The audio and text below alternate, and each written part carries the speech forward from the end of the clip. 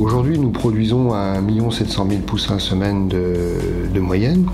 Et si nous sommes là, c'est avant tout parce que nous avons des clients qui sont là, qui nous achètent des poussins et nous faisons tout, nous mettons tout en œuvre pour satisfaire nos clients. Les formations chez nous, ils sont essentiels.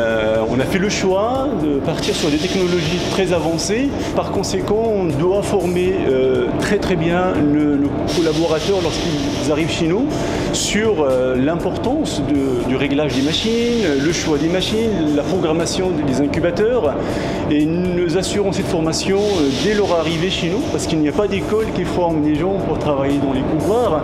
Donc la formation se fait en interne. Les courbes, c'est un travail permanent que l'on essaye d'adapter à l'évolution des souches, puisque aussi dans le couvoir, on travaille sur plusieurs souches différentes. Donc on peut avoir des programmes différents par souche, en fonction de l'âge des repros.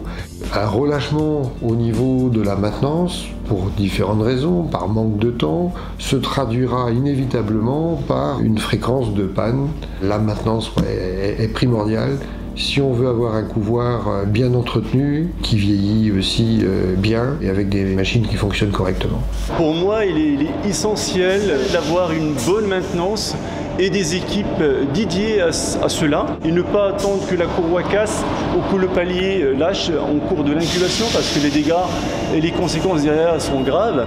La maintenance préventive sur le coup, elle va coûter, bien sûr, elle a un coût. Mais si on dit, tiens, on ne fait pas la maintenance préventive pour économiser ce petit coût-là, et attendre que la machine tombe en panne pour réparer, parfois les dégâts peuvent coûter beaucoup plus cher. Le premier point dans les bonnes pratiques d'hygiène, c'est d'abord le personnel. Après, bien entendu, il faut aussi des équipements, des produits adaptés, mais c'est avant tout le personnel de par la qualité du travail et donc la formation qu'ils ont reçue. Quelqu'un arrive chez nous pour la première fois, d'abord on va beaucoup insister sur l'aspect biosécurité, hygiène, parce qu'un couvoir c'est une petite maternité ou une grosse maternité de volailles, et les conséquences d'une contamination ou d'une faille sanitaire est très grave pour nous. On ne peut pas se permettre de prendre un risque et de rentrer une contamination dans le couvoir et par conséquent bloquer tout le système et toute la production.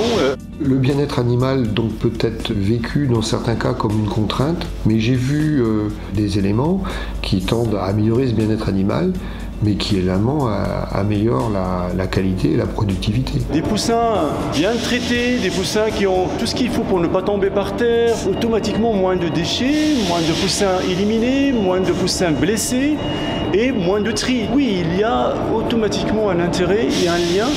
Si on respecte le bien-être animal, on va aussi améliorer quelque part nos éclosions et nos résultats. Un couvoir, on peut avoir les équipements, mais ça se fait avant tout avec des hommes. Et donc s'il y a un conseil, c'est un bon management de l'équipe, un bon chef de couvoir qui sait s'entourer de personnes compétentes autour de lui et les motiver pour un objectif d'améliorer les performances du couvoir et satisfaire le client.